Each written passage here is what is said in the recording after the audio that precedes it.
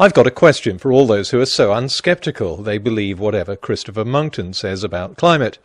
Why? What is it about him that makes him so believable?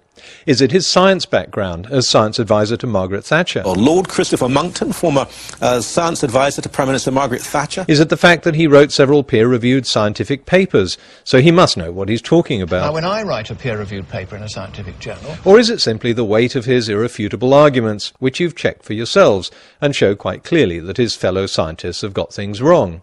Well, we can dispense with the first two very quickly. The idea that Monckton has some kind of a science background may have started with an article he wrote in 2006, claiming to have advised Margaret Thatcher on scientific scams and scares.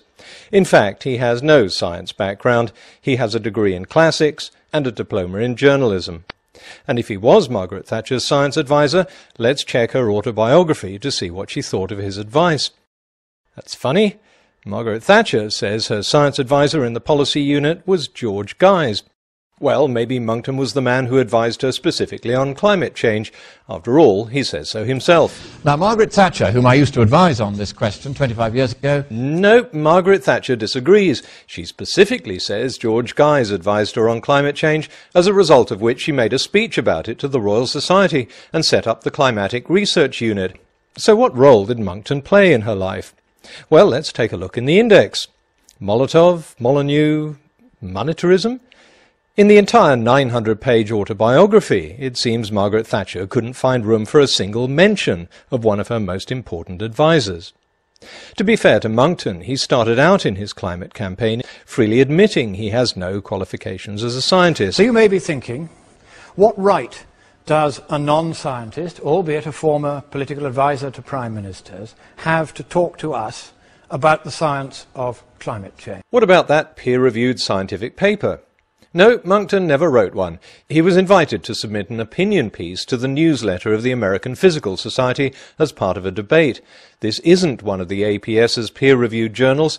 It's a forum for opinions, as the editorial statement of purpose shows. Monckton's insistence that his piece was peer-reviewed even led the editor to publish a response, pointing out that it wasn't.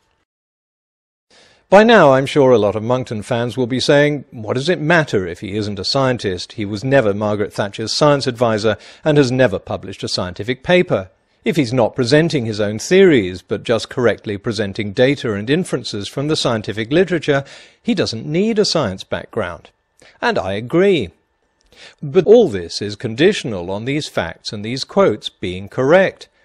If anyone thinks we should unquestioningly believe whatever Monckton says and that checking his facts is somehow unfair, I'm going to call on someone who's going to support me throughout these videos. Skepticism is the highest of duties, blind faith, the one unpardonable sin. Yes, Christopher Monckton himself. Now, I'm not going to give you, as he did in that film, my opinion about climate change, because it is as worthless as his.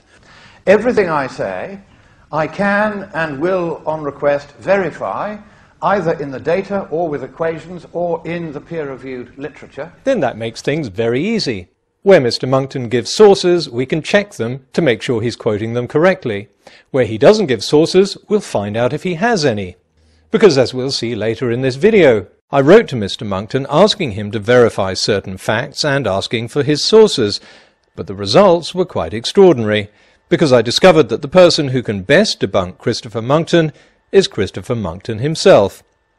So where do we start? So here's the first one. We've had 9 years of a global cooling trend since the 1st of January 2001. There has been global cooling for the last 8 or 9 years. Well, if Monckton is quoting from the data and the scientific literature, what does the data and the scientific literature say about this?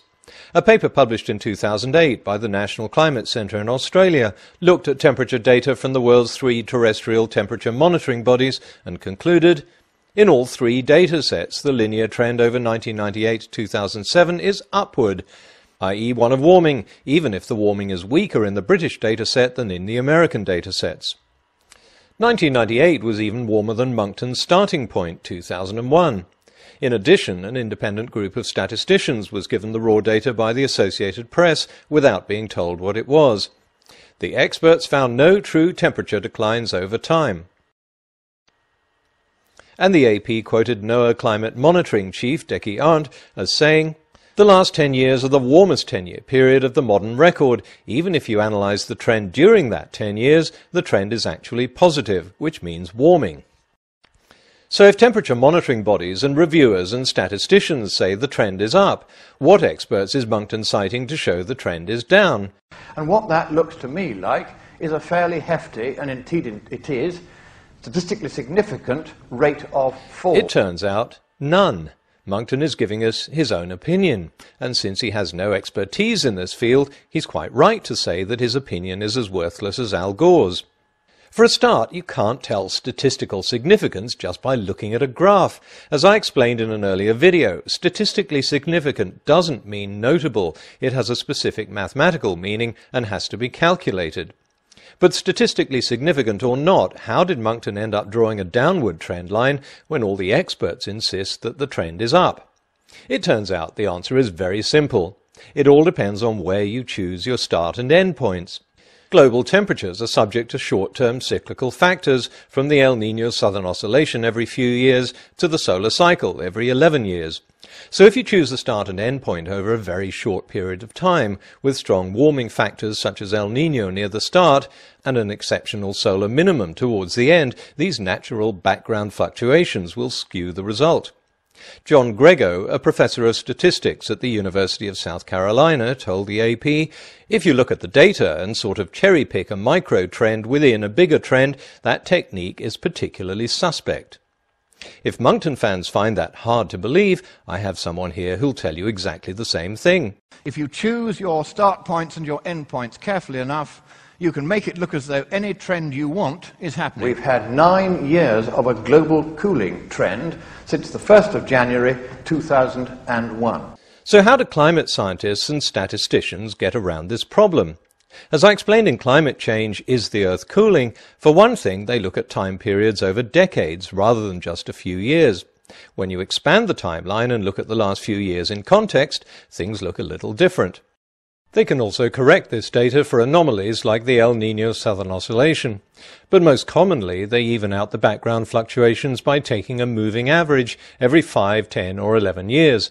That way, the underlying trend becomes clear. Temperatures started moving upwards in the mid to late 1970s, and they're still moving up today. So then we go on to Arctic sea ice, which follows a regular kind of sine wave. It comes and goes with the seasons. There's lots of it during the winter, not so much during the summer. Nothing particularly to worry about in that graph there. In fact, there was a temporary loss of Arctic sea ice at the summer minimum in 2007. That's the left-hand globe there.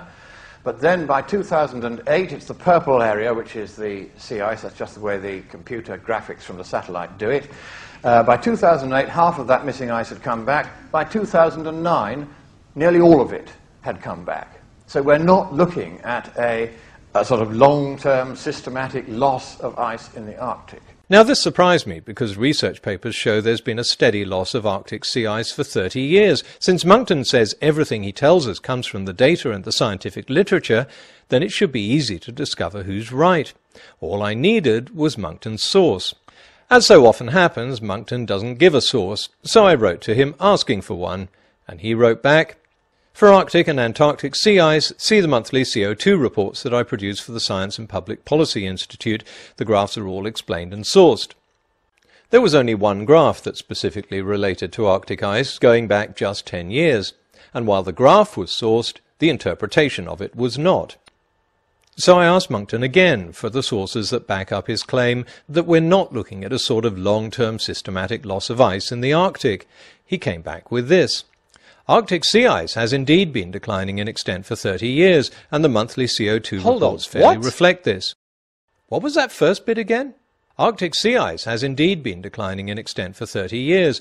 But didn't you just tell everyone... We're not looking at a sort of long-term systematic loss of ice in the Arctic. Once again, which Monckton should we believe? Writing in the monthly CO2 report, Monckton does indeed accept that there has been a decline. There has been a very slight decline in the trend of global sea ice extent over the decades, chiefly attributable to a loss of sea ice in the Arctic during the summer. So his preaching of no long-term decline is not only unsupported by the data and the scientific literature, even Monckton accepts that it's wrong. And yet the arguments he gives to his audiences seem absolutely convincing. So let's see how Monckton managed to persuade them. If you choose your start points and your end points carefully enough, you can make it look as though any trend you want is happening. In this case, Monckton's start point and end point were embarrassingly close together. His start point was just 2 years earlier, in 2007, when ice extent was at a record low. This wasn't primarily caused by global warming, it was the result of winds and currents, and Monckton acknowledges this. But there are 30 years of data going back to when satellite images were first taken. This is what it shows. As Monckton admits, when you press for a source, it's a 30-year decline. And if we go back even further, we can see the last 30 years in context. So Monckton seems to be giving one message to his audiences and in videos, but a very different message if anyone takes the trouble to check his facts in more detail. As I've said before, when someone makes a surprising claim, the best way to disprove it is to force them to give up their source, however reluctantly. 90% of the time, finding the source, or the non-existence of a source, gets you to the truth. How many of you have heard that Greenland is melting away? Yes, that's right, you've all heard that. Right. Here is a paper by Johannessen et al., very diligent Danish researcher, using laser altimetry. And what he found was that between 1992 and 2003, the average thickness of the vast Greenland ice sheet increased by 2 inches a year. Up to a point, Lord Copper. Once again, resolving the differences between Monckton and the climatologists is fairly easy, because both claim to cite the scientific literature. And here Monckton actually gives us a source, a paper by Johannessen published in 2005. If Johannessen's altimetry measurements show a thickening of the Greenland ice sheet, and this is not disputed by other researchers, then Monckton doesn't need to convince me with pictures of ice getting thicker. What I am going to do is check what Monckton claims. I'm going to read Johannessen's paper. And it turns out he did not report that the average thickness of the Greenland ice sheet has increased. On the contrary, he says we can't make that assessment because his study only measured the interior of Greenland at an altitude of 1,500 meters or more. The title of the paper alone should have been a clue. It's conceivable, Johannessen says, that Greenland is losing more ice through ablation, that's melting, at the lower altitudes than it's gaining ice at the higher altitudes he measured. That's putting what he said into plain English, but if Monckton fans find it hard to believe Monckton got this wrong, please pause the video and read what Johannessen wrote for yourselves, or look up the paper on the internet and read the whole thing. And since that paper was published, other studies have shown that the ice loss at lower altitudes is greater than the ice gain that Johannessen measured. In other words, there's a net loss of ice from Greenland. 2 definitive papers were published in 2006. So these were available to Monckton at the time he made his speeches, telling everyone that there was no net loss. Another thing that Monckton missed is Johannessen's conclusion that the increase in ice at higher altitudes could be due to a decadal climate system like the North Atlantic Oscillation. What's more, he says this increase was predicted by climate models. I am simply going to tell you a series of facts from the science and the data and the peer-reviewed literature, and I am going to allow you to draw the conclusion for yourselves. I'm not going to presume that Monckton is deliberately trying to mislead his audiences. As always, I can't discern motivation. I can only check the information and show whether it's right or wrong. But assuming Monckton is sincere in his beliefs, then there are only 2 possible conclusions. Either he didn't read or he misunderstood the scientific studies that have measured the loss of ice in Greenland. And either he didn't read or he misunderstood the one paper he quoted upon which his entire argument rests. I would urge Monckton fans to do what I did. If he doesn't give a source, be skeptical. If he does give a source, read it. And that's what the scientific method is about.